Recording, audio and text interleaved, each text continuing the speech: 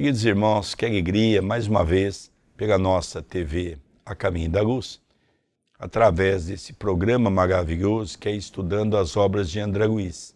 Estamos no 4º livro, estudando Obreiros da Vida Eterna. É um livro gratificante, cada capítulo está dando 2 programas. Nós hoje iremos estudar no 2º programa do capítulo 3º. Nós vamos ver coisas maravilhosas. Estamos recebendo orientação de Asclépios, que é um espírito de alta grandeza, de esferas bastante altas, que veio através de uma preparação mental, onde eles tiveram que criar um quadro com um lago, com uma árvore, com flores, um lugar apropriado para que, como se fosse um aquário, Asclépios lá dentro pudesse então ser visto por eles para trazer uma mensagem. Aparentemente eles estão em 23 pessoas. Cornélio, os 3 grupos, que compõem um grupo de 12 pessoas, o outro grupo de 4 pessoas e o outro grupo de 4 pessoas. E mais 2 auxiliares de Cornélio. Então nós percebemos como é interessante. E pela primeira vez, o que nos chamou a atenção, que desde o livro Nosso Lar, André Luiz consegue, de uma forma fidedigna, repassar a mensagem das pessoas. Esse, ele não conseguiu. E ele faz aqui um apontamento, ele põe entre parênteses, dizendo que ele não ousava falar nada sobre a colocação desse Asclépios, porque ele não tinha condições. É muito interessante nós percebermos esse detalhe. E nós vamos agora, no 2º programa, são perguntas que as pessoas fazem para Asclépios. E nós vamos ver que interessante que é as respostas que ele dá. Mas antes disso, tudo bem com você, André Luiz? Tudo bem, querido Sérgio? Cumprimentamos os nossos telespectadores e rogamos a Deus, o nosso Pai, que abençoe mais este encontro fraterno. Vamos lembrar então que Asclépios termina a sua fala. André Luiz pouco escreveu, como eu expliquei há pouco, apenas ele deu umas pequenas pinceladas, que ele falou como se fosse uma água cristalina que foi jorrado sobre eles, mas eles conseguiram sentir aquela emanação de amor, de paz e de alegria. Vamos dar continuidade na leitura. Interpretando, contudo, o pensamento da maioria, Cornélio dirigiu-lhe a palavra e indagou, humilde, se os irmãos presentes poderiam endereçar-lhe algumas solicitações. O arauto celeste aqueceu, sorrindo, num gesto silencioso, colocando-nos à vontade, dando-me a impressão de que aguardava semelhante pedido. A irmã Semprônia, que chefiava pela primeira vez a turma de socorro ao serviço de amparo aos órfãos, foi a primeira a consultá-lo. Venerável amigo, disse com transparente sinceridade, temos algumas cooperadoras na crosta que esperam de nós uma palavra de ordem e reconforto para prosseguirem nos serviços a que se devotaram de coração fiel. Desde muito tempo experimentam perseguições declaradas e toleram o sarcasmo contínuo de adversários gratuitos que lhes ferem o espírito sensível, atacando-lhes os melhores esforços, por meio de maldades sem conta. Inegavelmente não cedem ante os fantasmas da sombra e mobilizam as energias no trabalho de resistência cristã. Exercendo funções de colaboradora nesta expedição de socorro que agora chefio pela primeira vez, conheço de perto a dedicação que nossas amigas testemunham na obra sublime do bem, mas não ignoro que padecem, heróicas e leais, há quase 30 anos sucessivos, ante o assédio de inimigos implacáveis e cruéis.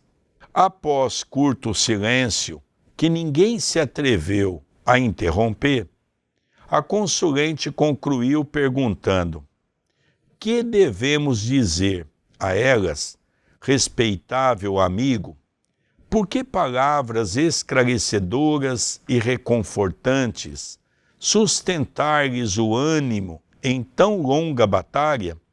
De alma voltada para o nosso dever, aguardamos de vossa generosidade o alvitre oportuno. Aqui nós vemos que ela, pela primeira vez, estava chefiando um grupo, que dos 20 era o grupo com maior número, 12, ela e mais 11, e ela estava titubeando, o que é natural. Ela estava pela primeira vez coordenando esta tarefa. Ela era vinculada aos órfãos, às casas que dão assistência aos órfãos. E ela queria saber como poderia ajudar frente aos assédios que os encarnados aqui na Terra estavam sofrendo por parte dos adversários. Como transmitir paz, ânimo, coragem, dar força para seguirem na atividade. Então é uma pergunta que não serve apenas para ela. Às vezes nós, os espíritas, não sentimos o cansaço. Parece que nos desdobramos, abandonamos temporariamente a família, deixamos coisas que gostamos de fazer para estar no centro espírita, e às vezes nós olhamos para as pessoas do lado, os próprios encarnados, poucos se devotam, poucos estão leais ao Evangelho, na primeira oportunidade que tem, abandona o barco, na primeira oportunidade que tem, troca o serviço do Cristo. Então é uma pergunta que não serve apenas para aqueles que trabalham com os órfãos, serve também para nós. Às vezes nós já sentimos isto. Às vezes nós estamos no meio de 70, 80 pessoas que estudam na casa, que pode contar com 10 ou 12, com 15, os outros nunca têm tempo. Então daqui a pouco nós vamos observar a resposta que Asclépios dá à pergunta feita por Simprônia. É verdade, André. Nós notamos também que todo o trabalho do bem, e foi isso que Simprônia quis perguntar, sofre ataques. Ataques da família, ou seja, dos familiares, ataque da sociedade como um todo, ataque do mundo espiritual que não quer que o trabalho do bem prossiga. Então esse é o tom da pergunta, não é? Qual é uma palavra que ela poderia levar para com que aquelas pessoas tivessem estímulo, ânimo, para continuar as suas tarefas? Porque ela estava percebendo que muitos estavam continuando o trabalho, mas muito cansados, alguns quase desanimando. Vamos ver então qual é a postura do nosso irmão Asclépios. Continua André Luiz. Vimos então o inesperado. O mensageiro ouviu, paciente e bondoso, revelando grande interesse e carinho na expressão fisionômica, e depois que Simprônia deu por terminada a consulta, retirou uma folha dentre os pergaminhos alvinetentes que trazia de modo intencional e abriu-a à nossa vista, lendo todos nós o versículo 44 do capítulo 5 do Evangelho do apóstolo Mateus. Eu, porém, vos digo, amai a vossos inimigos, bendizei os que vos maldizem, fazei bem aos que vos odeiam, e orai pelos que vos perseguem e caluniam. O processo de esclarecimento e informação não podia ser mais direto, nem mais educativo. Decorrido alguns instantes, Simprônia exclamou humildemente: compreendo, venerável amigo. Até este momento, Asclépios respondeu à pergunta elaborada por Simprônia, que é um problema que nós todos, espíritas e não espíritas, trabalhando com órfãos ou não, sentimos que é perseguição do plano físico e do plano espiritual. Qual que é a resposta que este espírito dá a ela? Um versículo inserido no Evangelho de Mateus, que há 2000 anos caminha conosco. Interessante, André, nós analisarmos aqui que ele vai buscar, primeiro, você que está nos ouvindo, que ainda não leu o livro, você vai perceber que em cada pergunta que é projetada, ele tira daquele rolo de pergaminhos uma mensagem do Evangelho, do Novo Testamento, colocando então uma mensagem de Jesus para responder todas aquelas questões à luz dos ensinamentos de Jesus. E é muito profundo essa colocação que Mateus traz para todos nós. Eu, porém, vos digo, amai os vossos inimigos. Diga de passagem, nós estamos ainda numa condição tão inferior que nós não amamos sequer os amigos. Basta alguém não atender às nossas necessidades, ele passa de um amigo a ser um inimigo. Bendizei os que vos maldizem. Geralmente nós fazemos assim, se alguém vier me contar, olha Sérgio, alguém falou mal de você, eu nem espero a pessoa falar, eu digo, quem foi? Ah, foi fulano. E a gente diz assim, ah, mas fulano é isso, fulano é aquilo. Nós entramos no mesmo diapasão mental. Eu me lembro que uma vez alguém veio trazer alguns problemas de algumas pessoas que haviam se afastado no centro e a pessoa via e dizia, olha Sérgio, o fulano falou isso. E eu escutava a pessoa e dizia, vamos orar, é o que Jesus nos ensinou. Não vamos entrar nessa onda mental, não vamos entrar nesse momento que vem somente a nos prejudicar. Se ele pensa assim, é problema dele, não é nosso. O importante é eu estar de bem com a minha consciência. É isso que ele diz aqui. Fazei o bem aos que vos odeiam. Ou seja, se você tiver a oportunidade de ajudar uma pessoa que te odeia, não perca tempo. Faça, direta ou indiretamente. Orai pelos que vos perseguem e caluniam. Aqui, Jesus diz que a oração é o melhor remédio que nós temos quando nós não conseguimos se aproximar daqueles que nos odeiam, daqueles que nos caluniam.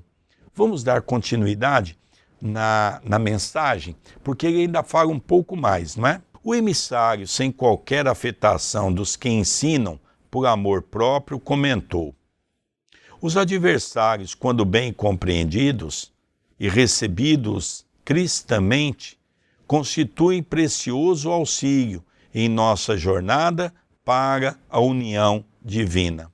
A síntese verbal condensava explicações que somente seriam razoáveis em compactos discursos. Aqui nós vemos a aplicação desta máxima com a vida de Chico Xavier. Ele conseguia tratar de modo cristão aqueles que atacavam ele, a sua obra e o espiritismo, tratando com respeito, porque em determinado momento Jesus diz, pagai o mal com o bem. Se eu levanto a voz para um que já grita comigo, eu estou tão errado quanto ele, e aquela discussão não tem fim. Por isso que ele fala, quando aprende uma lição com um adversário, você pode aprender a desenvolver o capítulo da paciência, do respeito, da tolerância, do entendimento, que pode gerar para nós grandes lições no hoje e no porvir.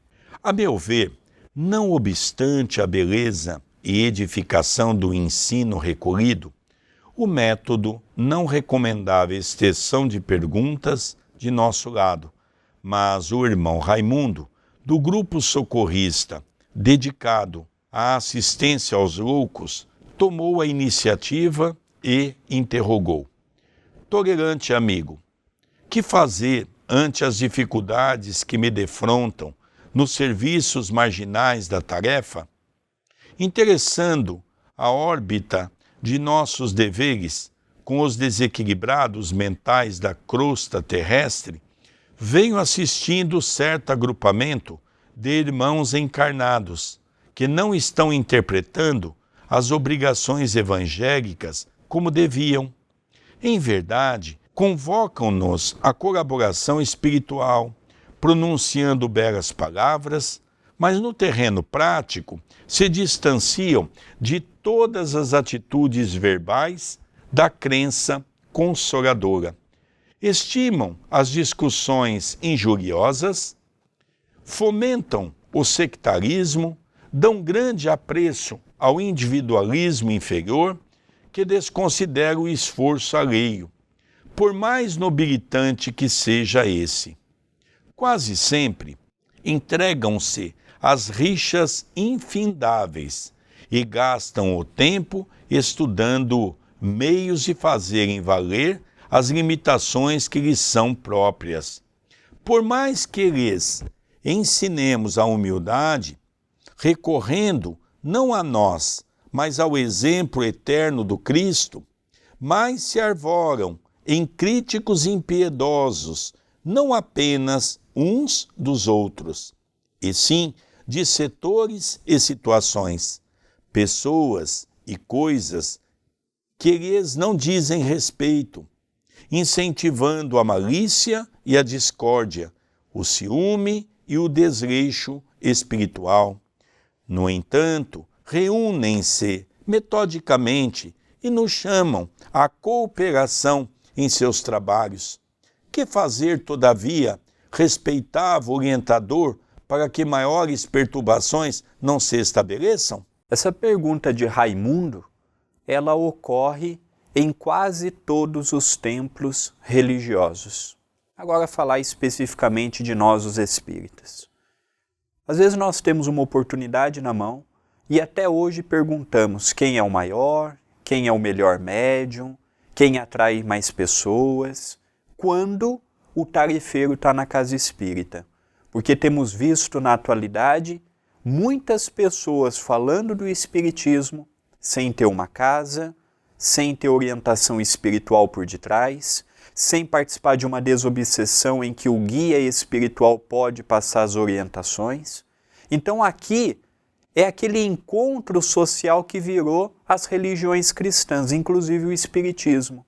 Vamos lá, vamos falar bonito, vamos emocionar as pessoas, vamos pedir dinheiro para manter o centro espírita, vamos dar passe, vamos ter uma atividade social para tocar no coração dos outros, mas quando saímos do centro espírita, é cada um por si, Deus para todos. Em casa eu sou orgulhoso, sou prepotente com a esposa ou com o marido, com os filhos não sou cristão, com os pais eu esqueço num lar de idosos ou deixo em casa, procuro ter muito trabalho assistencial ou trabalho profissional para me ausentar dos problemas de casa. Então aqui é um problema que nós encontramos. É um problema que nós temos. Na mesa mediúnica todo mundo se conversa, lá fora é um contra o outro. Então nós vemos e vamos perceber a resposta porque nós temos um ouro na mão, um tesouro na mão e não aproveitamos. Então nós vamos ver a resposta pautada no Novo Testamento que Asclépios dará para a pergunta de Raimundo. É interessante, às vezes a gente chega numa casa e nós percebemos que a casa espírita tem alguns grupos reunidos antes da reunião. É interessante que às vezes a gente chega perto, eles param até de falar, porque às vezes estão falando de nós, né? Ou às vezes eles sabem que nós não gostamos desse tipo de conversa, eles mudam a conversa. Então nós chegamos no centro, é aquela fofocaiada, um falando mal do outro, um maldizendo o outro, é maledicência. Daqui a pouco vamos começar a reunião, vamos fazer a prece, Senhor Jesus. Aí nós falamos fino, manso. Se estamos em pé, fazemos até trejeito, botamos a mãozinha no peito, como se nós fôssemos assim um Asclépios, um espírito de alta envergadura. Conclamamos os espíritos bons, pedimos a Jesus para estar à frente das atividades, Pela nossa inteligência, começamos a decifrar um livro, seja o Evangelho, o Livro dos Espíritos ou qualquer outra obra. Também conseguimos dar até uma boa definição. Quando termina a reunião, fazemos aquela prece, às vezes o companheiro até muito emotivo. Pedimos aos Espíritos que nos acompanhem, a Jesus que nos ilumine. Terminou a reunião, vamos saindo do centro, e quando paramos à porta do centro, o novo grupinho reúne-se e continua a conversar, falando mal da vida do outro. Quando é que nós vamos aprender que isso não é um comportamento digno das pessoas? Quem são os espíritos que vão nos acompanhar com toda essa metodologia que nós usamos na nossa vida? Já é hora de compreendermos que se você, eu e todos nós que estamos revestidos de um corpo físico, queremos ter companhia de bons espíritos, precisamos ter bons pensamentos. É essa a pergunta. Antes de continuarmos a resposta, eu queria só que você contasse em rápidas palavras, quando você assumiu o Centro Espírita Perdão, Amor e Caridade, que você contasse um grupo mediúnico que já havia na casa, que você não participava desse grupo, mas já era existente, um grupo antigo. Como é que se deu o término desse trabalho e o porquê que ocorreu isso? É verdade. Quando eu cheguei em Itapira, eu vim para ser gerente do Banco Bamerindos. Eu cheguei aqui em julho de 1994. Cheguei numa segunda-feira, na terça, eu já comecei a frequentar o Centro Espírita Perdão, Amor e Caridade, que eu dirijo na atualidade. Naquela época, houve um problema com o presidente e tiveram que afastá-lo por uma conduta moral equivocada. E uma senhora assumiu o centro e ela me convidou para ser o vice. Eu estava aqui como gerente, não é? E, na verdade, não queria até assumir, mas eles fizeram até uma brincadeira, dizendo, olha, Sérgio, vice não manda nada mesmo. E eu acabei, então, aceitando o cargo de vice. Passou-se um tempo, essa companheira saiu e eu tive que assumir o Centro Espírita. Depois também acabei saindo do banco, mas fiquei na cidade. Então nós tínhamos o trabalho da segunda-feira, que é um trabalho mediúnico, nós tínhamos o trabalho da terça, que é o que eu participava. Eu então instituí o trabalho da quinta, que era um grupo de estudo que tem até hoje, já há 25 anos, e depois criei um trabalho da quarta, que é um trabalho de atendimento fraterno. E havia um trabalho mediúnico também na sexta. É um advogado da cidade, com um grupo de pessoas. E assim que eu assumi a presidência do centro, um belo dia, eu fui para o centro numa terça-feira e a vizinha, então, estava à porta da sua casa e disse para mim, Sérgio, eu poderia falar um momento com você? Ah, perfeitamente. É você o presidente, não é? Falei, sim. Então eu queria que você acompanhasse. Você tem vindo nas reuniões de sexta? Eu digo, não, é um grupinho que se reúne. Ela diz, olha, vocês precisam ver o que está acontecendo. Eu disse, mas o que está acontecendo? Ela diz, olha, eu não sei o que acontece aí dentro porque as portas são fechadas. Mas eu sei o que acontece aqui fora. O grupo faz a reunião, começa às 8, quando é às 9 mais ou menos termina. E ele sai do centro.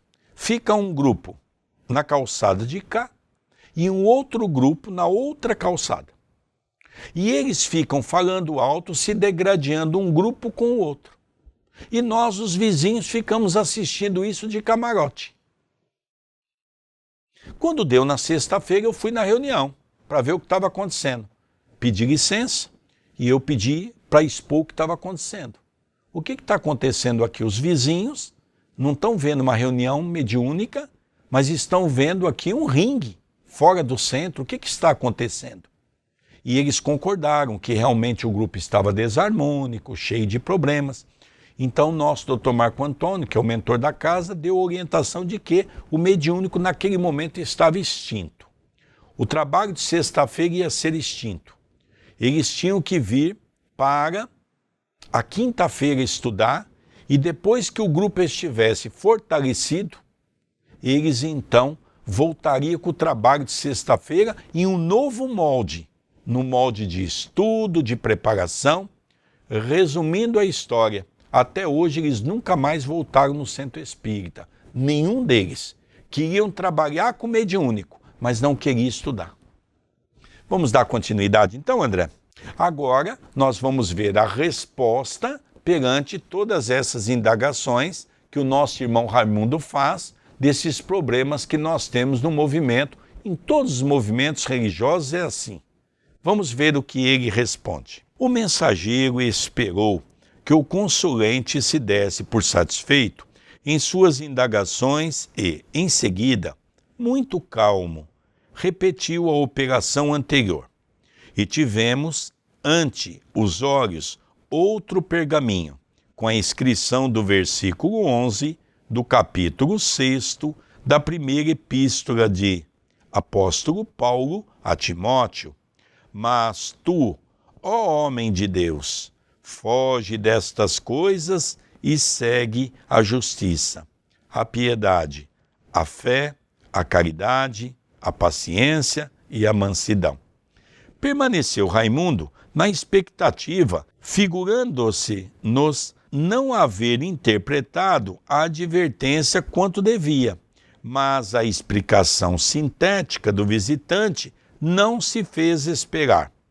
O discípulo que segue as virtudes do mestre, aplicando-as a si próprio, foge às inutilidades do plano exterior, acolhendo-se ao santuário de si mesmo, e auxilia os nossos irmãos imprevidentes e perturbados, rixosos e ingratos, sem contaminar-se.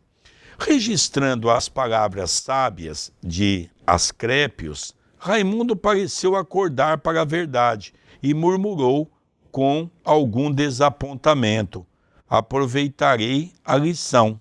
Então aqui nós vemos a resposta vindo de uma carta de Paulo a Timóteo, pedindo que fugisse da contenda, da discussão, da análise do próximo. E é curioso que tanto Paulo quanto Jesus, e depois Allan Kardec, quando eles iam falar do homem de bem, a primeira virtude que eles falam é justiça.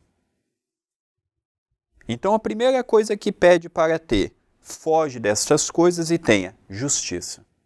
É interessante quando Allan Kardec, no capítulo 17º, deu o Evangelho segundo o Espiritismo, Sede perfeitos, no item em que ele intitula o homem de bem, primeira frase dele: o verdadeiro homem de bem é aquele que traz a lei de justiça, de amor e de caridade.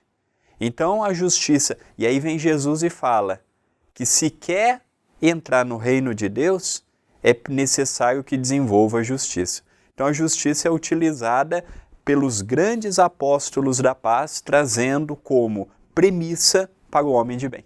O que Paulo, na epístola, diz a Timóteo? Mas tu, ó homem de Deus. Ele não fala aqui no plural, ele fala aqui no singular. Tu, você que diz que é um homem de Deus. Depois ele continua: foge dessas coisas e segue a justiça, a piedade, a fé, a caridade, a paciência e a mansidão. Como nós também não entendemos nada disso. Porque é interessante, eu leio uma mensagem dessa, eu digo: nossa, isso aqui cairia bem para minha esposa, cairia bem para o meu filho. Ah, se o presidente do centro lê isso aqui é para nós. Primeiro eu tenho que digerir esse material, começar a viver aquilo que Jesus nos ensinou, para que eu possa ser exemplo para o outro. Exemplo não é falar. Falar é fácil. Exemplo é vivenciar. Isso que é o difícil, André. E no segundo momento ele fala: Raimundo, faz a tua parte. Se os encarnados, ou se mesmo o grupo que você faz parte, vai fazer a parte ou não, o importante é você não se afetar com o problema dos outros.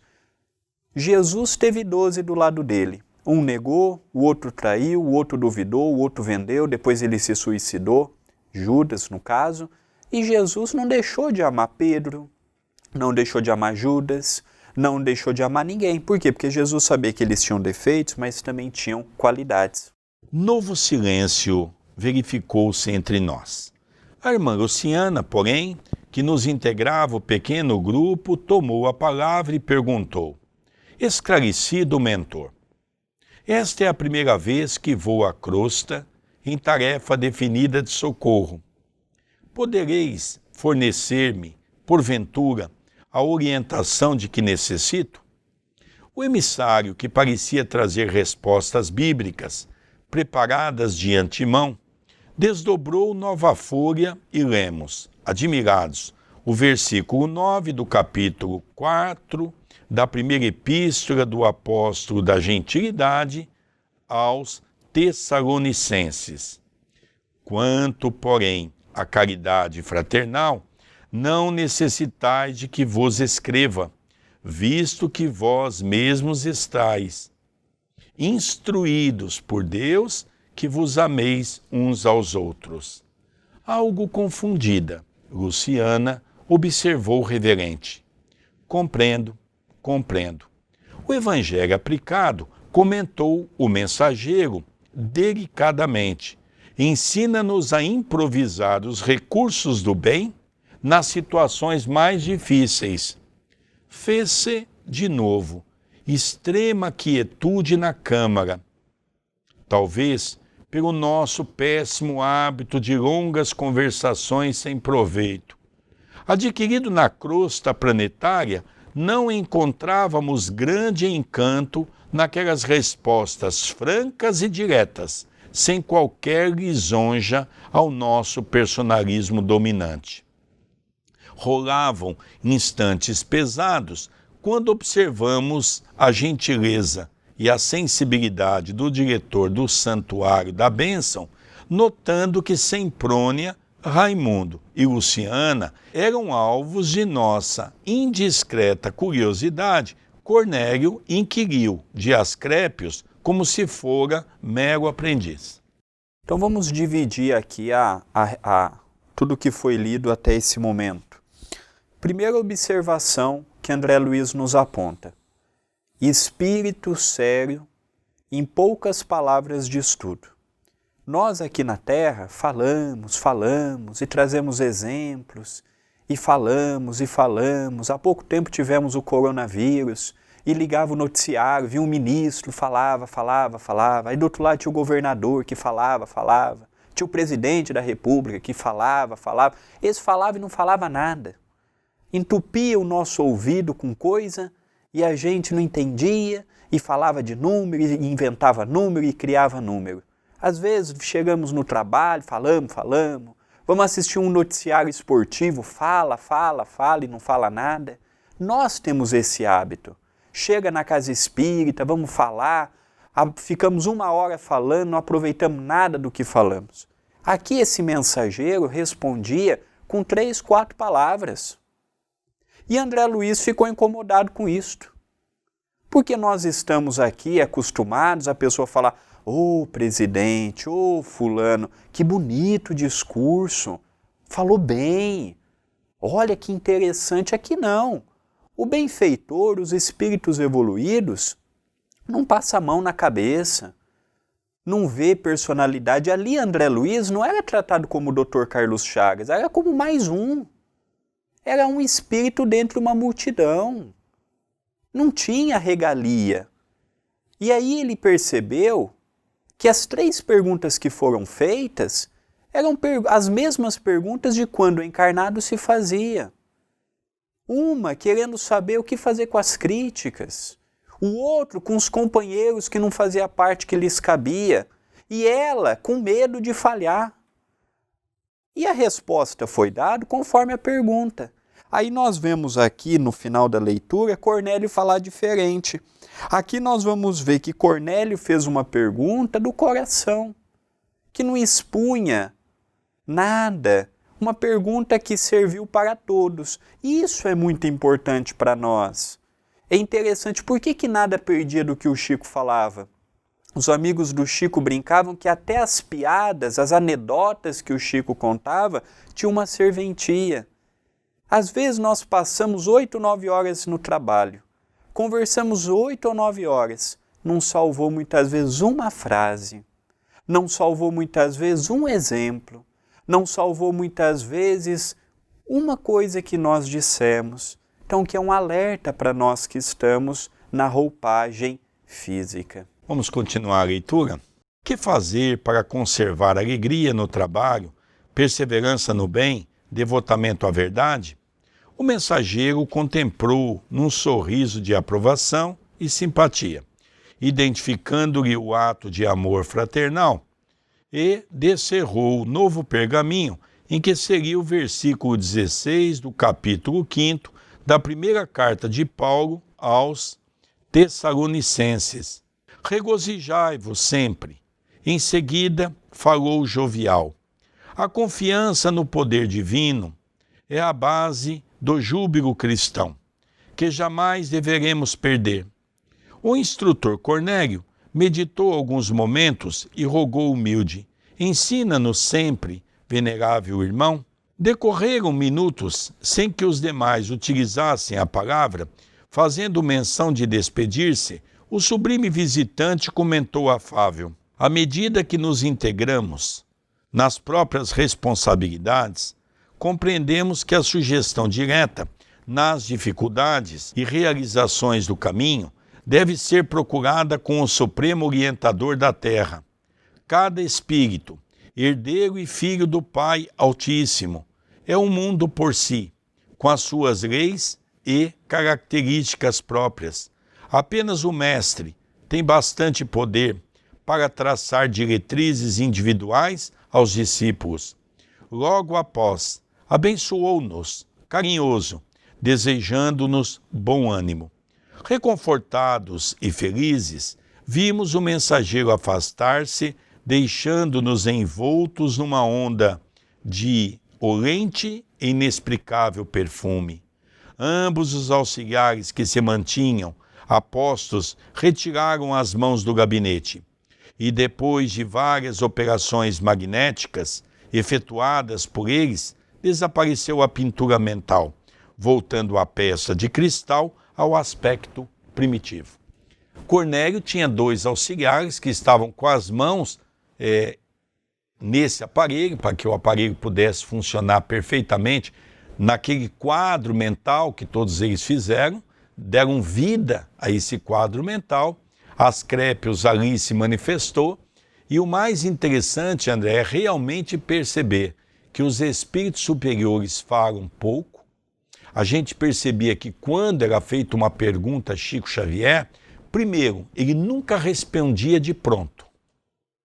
Era uma característica, ele ouvia a pergunta, absorvia a pergunta, analisava a pergunta, não é como nós. Alguém vem falar alguma coisa para nós, no meio da colocação da pessoa, a gente já dá a resposta. E a pessoa diz, mas não é isso que eu ia perguntar. Então essa é a nossa característica, de achar que já sabemos tudo. Então eles ficaram de uma maneira estranha ao perceber que a resposta era em cima do Evangelho. Primeiro, nós não temos o hábito de ler o Evangelho. Tem uma parte do movimento espírita que inclusive está abolindo o Evangelho.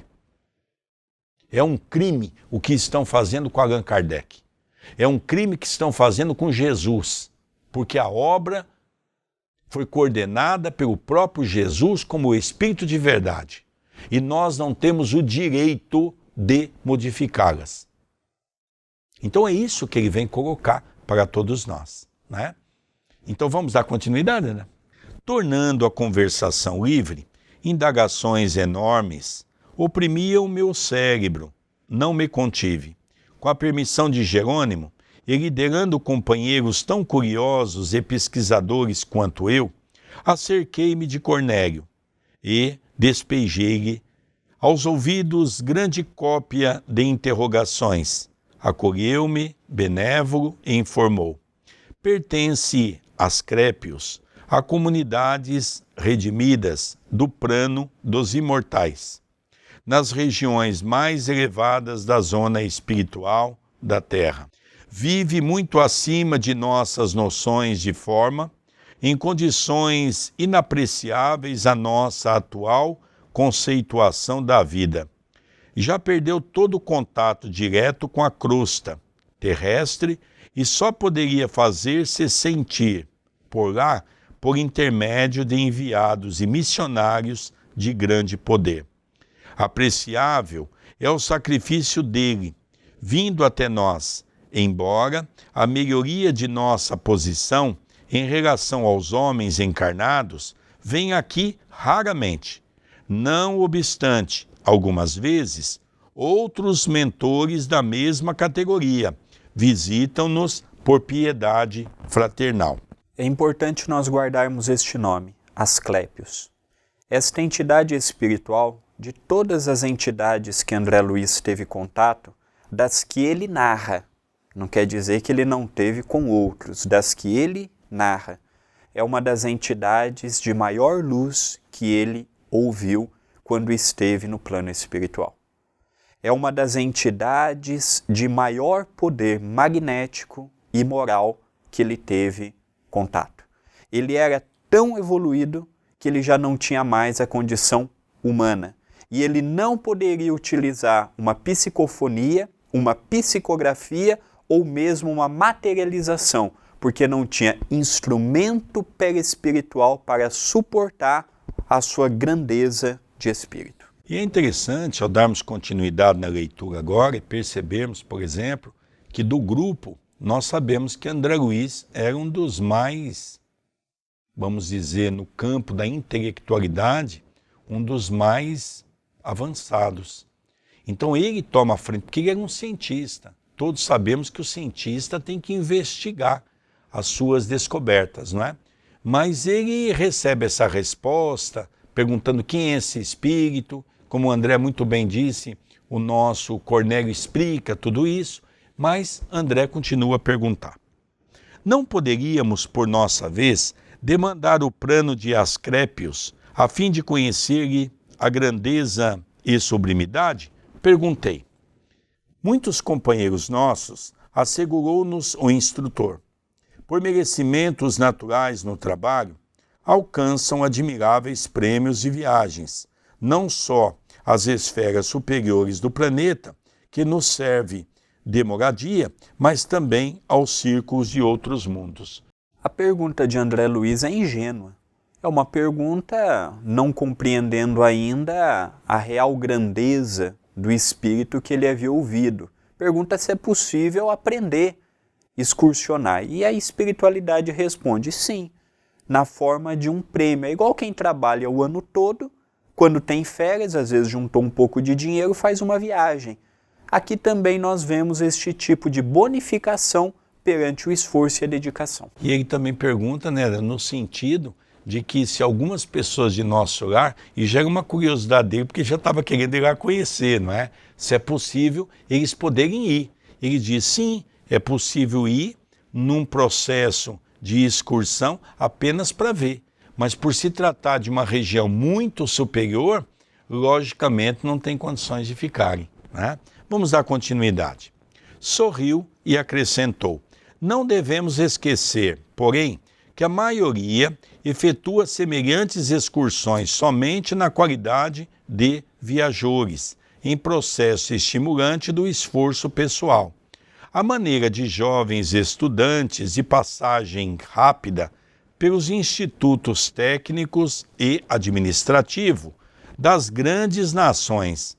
Raros são ainda os filhos do planeta em condições de representá-lo dignamente noutros ordens e círculos de vida do nosso sistema. Não me deixei impressionar e prossegui perguntando, Asclépios, todavia, não mais reencarnará na crosta? O instrutor gesticulou significativamente e esclareceu, poderá reencarnar em missão de grande benemerência, se quiser, mas os intervalos de 5 a 8 séculos entre as reencarnações. Ele só vem em condição missionária benemérica, se quiserem, e no intervalo de 500 a 800 anos. Enquanto nós desencarnamos e reencarnamos em prazo Talvez em 800 anos, querido Sérgio, nós tenhamos vindo umas 4, 5 vezes. Eles vêm se quiserem. Então nós estamos vendo que eles são potências. Nós não estamos aqui falando de simples missionários. Nós não estamos falando aqui de simples companheiros, não. Aqui são casos especialicíssimos de que não vêm de um dia para a noite. E um projeto reencarnatório de um Asclépios é de uma complexidade inimaginável. Talvez aqui, André, gostaria de dar muito exemplo. Aqueles que gostam e aqueles que não gostam, mas de qualquer maneira, nós temos que respeitar o pensamento. Chico Xavier é espírito dessa natureza. Ele não precisava ter reencarnado. Ele reencarnou na condição de missionário. Vamos relembrar disso. Vamos dar continuidade? Ó Deus, exclamei, como é grandioso semelhante estado de elevação. Constitui sagrado estímulo para todos nós. Ajuntou o mentor atenciosamente. Devemos acreditar, interroguei admirado, seja esse o mais alto grau de desenvolvimento espiritual no universo?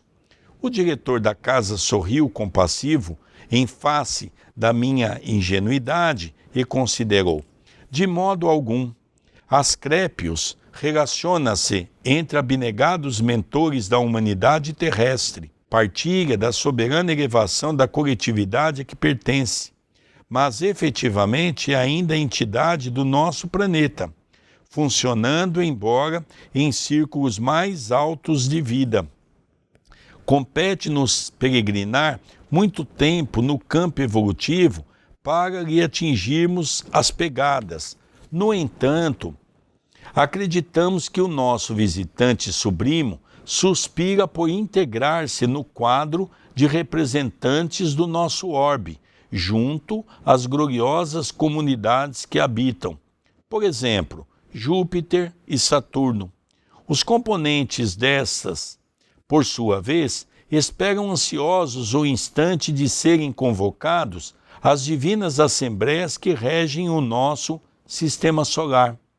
Entre essas últimas estão os que aguardam, cuidadosos e vigilantes, o minuto em que eles serão chamados a colaborar com os que sustentam a constelação de Hércules, a cuja família pertencemos.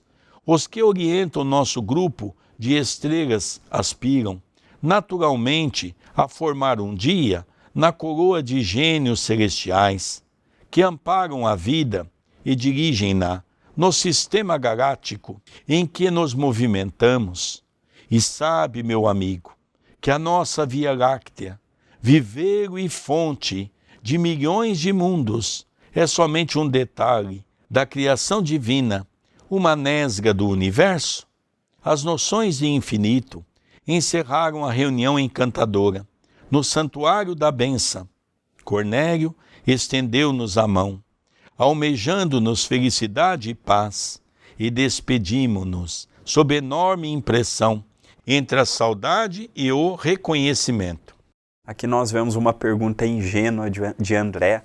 Asclépios já é o suprassumo do universo? Não. Para o planeta Terra é um espírito de alta grandeza, mas perante a criação divina é um ponto que ainda precisa aperfeiçoar e muito. É interessante que nós vemos, por exemplo, Lívia, no livro Há 2000 anos, depois daquela encarnação, não retornou mais à Terra. Vemos Simeão, vemos Ana, Abigail, nós vemos Estevão, espíritos de uma grandeza ainda maior que a de Asclépios. Nós vemos a interação com planetas de grandeza como Júpiter, Saturno. Nós vemos já na constelação de Hércules, eles que vão assumindo postos cada vez mais avançados, resumindo, a evolução é infinita. E Asclépios, perante nós, é um espírito muito, muito evoluído, mas perante a criação divina é um espírito pequenino. Com certeza, aqueles espíritos que compõem o gabinete de Jesus no nosso planeta, juntamente do nosso querido Dr. Bezerra de Menezes, juntamente de Eurípides Barçanufo, juntamente do nosso querido Chico Xavier, juntamente de Gandhi, juntamente de Madre Teresa de Calcutá, juntamente desses grandes missionários que vieram para nos auxiliar no trabalho do bem. E isso tudo, André, é muito importante. Essa colocação de André Luiz nas suas perguntas. André Luiz era audacioso. André Luiz não passava vontade, não. Ele, quando tinha vontade de perguntar alguma coisa, ele perguntava, ele tomava a frente. Nós vamos relembrar, no começo desse estudo, né, que é o capítulo anterior, nós vamos relembrar que no Santuário da Bênção é um órgão destinado de uma preparação vibratória tão grande que é esse departamento, que é essa instituição que recebe os espíritos de alta esfera, ou seja, de esferas mais altas daquela que está a nível de nosso lar. Então isso é muito importante, ou seja, ele tem todos os equipamentos. Imagina, André, 1946, na verdade o livro escrito em 1945, ninguém conhecia equipamentos, nós não tínhamos equipamentos para nada. Agora, André, com a questão do coronavírus, me chamou a atenção dois pontos interessantes que está dentro daquilo que André Luiz faz essa pergunta. Nós temos visto as entrevistas dos infectologistas, e há muitos deles que são doutores, têm PhD nos cursos, são espíritos encarnados com um conhecimento enorme dessas áreas científicas. Mas é engraçado como todos eles estão tendo que se curvar perante Deus. Porque as entrevistas de todos eles é assim, eu pensava que eu conhecia todos os tipos de vírus. E há uma coisa tão interessante. Começaram a estudar o vírus na China. Ele tinha uma característica, André. Aí foram estudar, quando aconteceu o problema na Itália, o vírus na Itália. Os cientistas perceberam que houve uma mutação. Aí foram estudar o vírus na França. Tinha outra mutação. Aí foram estudar o vírus nos Estados Unidos. Tinha outra forma. Estudaram no Brasil, outra forma. E deixaram os cientistas enlouquecidos. Porque com Deus não se brinca. Isso é para mostrar para o homem que nós não sabemos nada. É como no movimento espírita. Tem pessoas que falam com tanta propriedade que acham que conhece tudo. E a pergunta que nós devemos fazer, André, o que nós conhecemos? Olha, basta vir essas novidades que André Luiz trouxe para nós, desde 1944, com a publicação de Nosso Lar, já estremeceu o movimento espírita. Até hoje tem muitos espíritas, André, querido telespectador, que acha que a obra de André Luiz é ficção. Então isso tudo, Deus vem mostrar para nós que nós, efetivamente, temos que compreender que nós não sabemos absolutamente nada, André Luiz. Nós temos que agradecer muito à espiritualidade, muito a Jesus, por permitir que tivéssemos um médium como Chico Xavier e tivéssemos uma obra como as de Emmanuel, as de André Luiz, as de Humberto de Campos ou Irmão X, porque estas obras nos esclarecem muito. Allan Kardec nos trouxe a base, mas Chico Xavier aumentou a compreensão, trouxe-nos um entendimento maior. O que seríamos de nós hoje sem estas obras?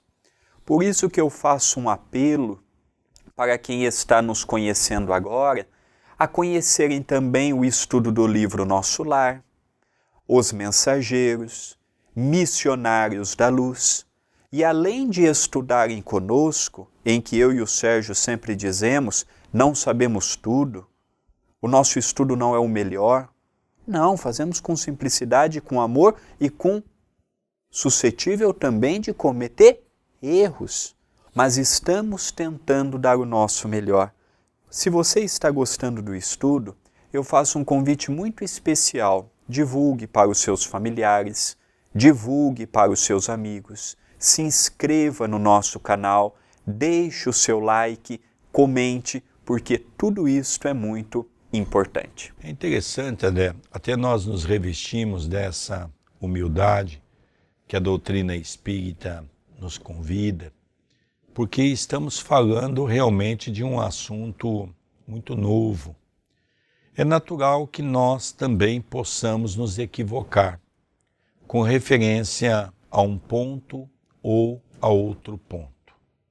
Não queremos ser os donos da verdade, porque como André Luiz traz assuntos novos, de situações que não é compatíveis ao nosso dia a dia, é natural que às vezes na hora de interpretar possamos dar uma visão um pouco diferente daquilo que realmente o é. Pedimos de antemão desculpas se tiver algum ponto que porventura nós estivermos equivocados. Mas o importante é que nós estamos com muito amor, com muito carinho, se propondo a ficarmos algumas horas, preparando em casa também mais algumas horas, para fazer o melhor, para que você possa, junto conosco, ter essa mensagem. Né, André Luiz? Queridos amigos, agradecemos pelo convívio de mais esse programa. Convidamos a todos para neste domingo, às 18 horas, horário de Brasília, pelo YouTube da TV A Caminho da Luz, participarmos do Evangelho no Lar. Queridos amigos, vamos encerrando o programa estudando as obras de André Luiz e o livro é Obreiros da Vida Eterna. O nosso mais puro agradecimento e gratidão ao médium Francisco Cândido Xavier e ao espírito de André Luiz, Dr. Carlos Chagas, por trazer para todos nós esses novos conhecimentos pertinentes ao mundo espiritual. A você, a nossa gratidão, o nosso beijo no seu coração e até o próximo programa. Até o nosso próximo programa.